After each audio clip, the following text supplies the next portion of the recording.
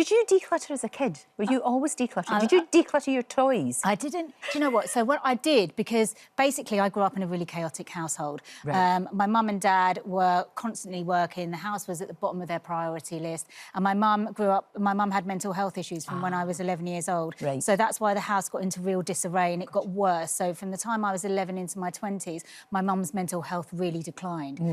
She was bipolar and she was sectioned, you know, 10, 15 times throughout my childhood.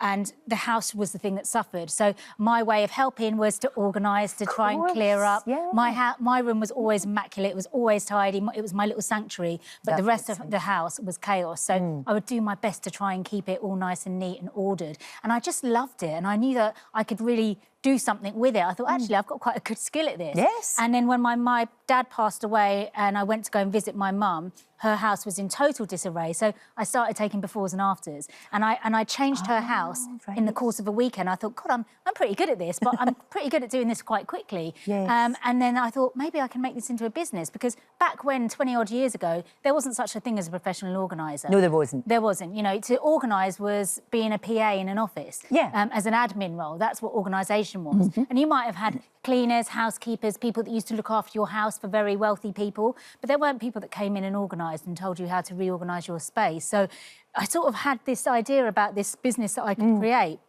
and I sort of did it. So just went into people's houses. Fantastic. And went in as admin secretary and sorted it all out.